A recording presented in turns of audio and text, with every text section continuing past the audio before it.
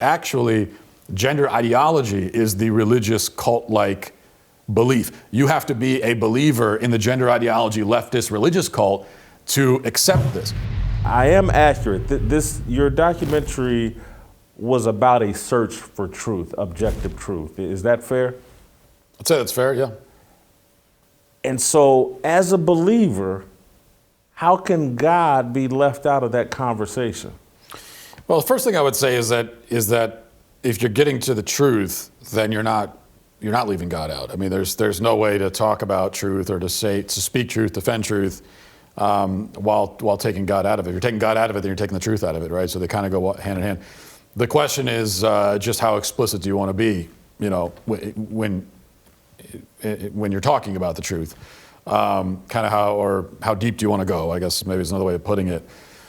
We decided with this film that we had a couple of objectives in mind, and we, 90-minute film going in, and I had plenty of arguments with the producer and director wanting to make it longer, and could have been an hour longer. I bet. I thought so too, and they said, but I don't know. I'm not the filmmaker they are, and ultimately, of course, they were right. But they said 90 minutes because the last thing you want with a film like this is for people to get bored, and it's got to just propel one to the next, and you tell your story, you make the point you want to make, and then you get out, right?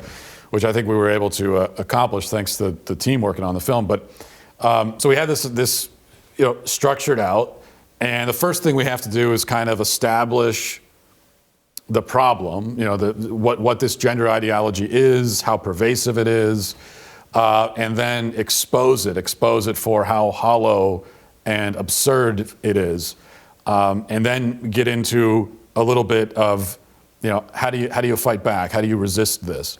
And then at the very end, we get to what's the actual answer to what is a woman, because we knew we couldn't end the movie without answering the question, and we give the simple answer, which is adult human female. There's a lot more that could be said about women, obviously. They're not a woman, that I don't want to give spoilers away, but I get that answer from my wife, right? And she's a lot more than an adult human female.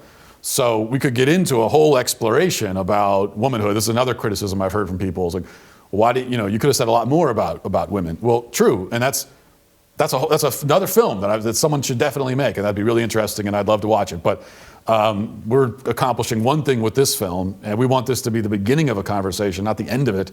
And so there are many other avenues you could go down from there.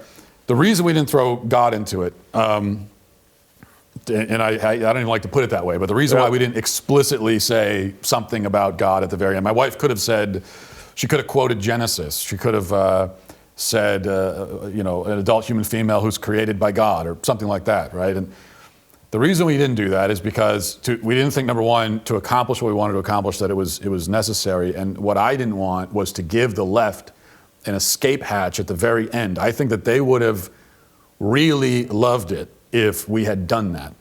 And in fact, I think that if at the very end we had ended on a sermon, we had ended with a Bible quote, or if instead of going to my wife, I had gone to a clergyman for the answer, and he had told me something spiritual, I think if I had done that, then we'd be getting all kinds of reviews from mainstream critics, so that they could glom onto that point and say that, oh, you see this is all just Bible thumping. And in order to be a critic of this gender ideology, you have to be a Christian. You made my point. How so? You just said if we had done that, we would have gotten all these mainstream reviews. And in marketing and publicity, all publicity is good publicity.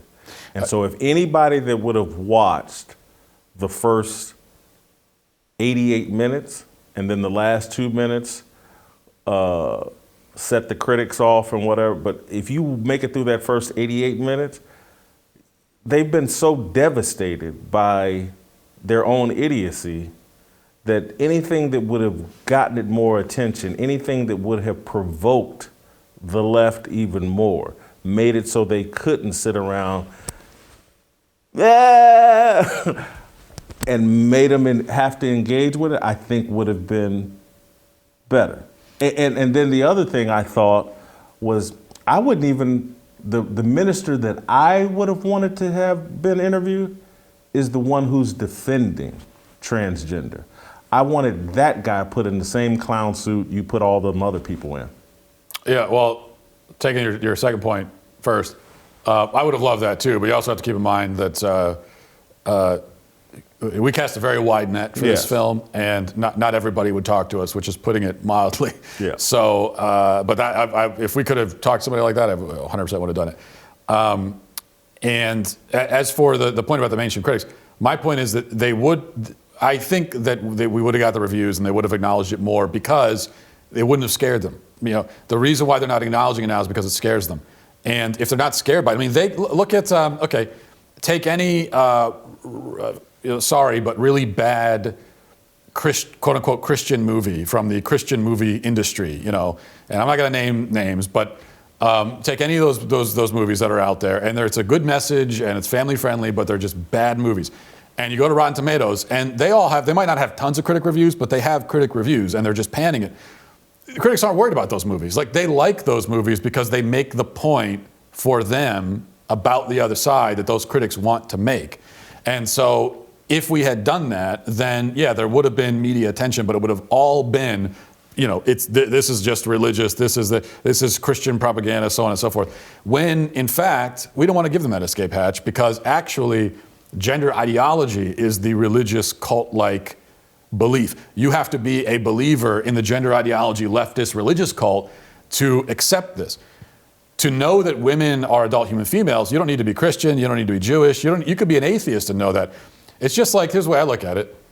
If somebody were to say to you, 2 + 2 = 5, would you respond, no, it equals 4? Or would you say, no, God says it equals 4? I'm unaware, because I read that on your Twitter feed. I didn't respond, but I saw that on your Twitter feed. I'm unaware of, and maybe it is because I'm not a biblical scholar, but math isn't covered in the Bible. Gender, God's creation of man and woman, is covered in the Bible. So no, when it comes to math, I wouldn't invoke God. Math, I believe, is man-made, but maybe it's in the Bible and I'm just unaware of it. And so, no, as it relates to math, no. Well, math is, well, now we're getting into a whole like philosophy of mathematics, which I'm way out of my depth talking about it. But I would say that math is a man-made way of kind of organizing realities in the world. So, like, you know, we create the numbers themselves, but they represent actual realities. So two things making 4 things is not something we made up. That just is, right? And so because it's true, it's not, maybe not, I mean, there is mathematics in the Bible, but the Bible's not a math textbook.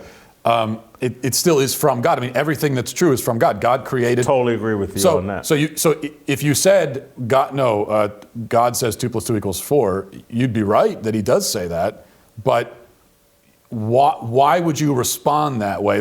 That's a moment when, if you respond that way, you're making it sound like your belief in mathematics is a religious, dogmatic, faith-based belief when it's not. So you're kind of adding this layer to it that I think doesn't help you.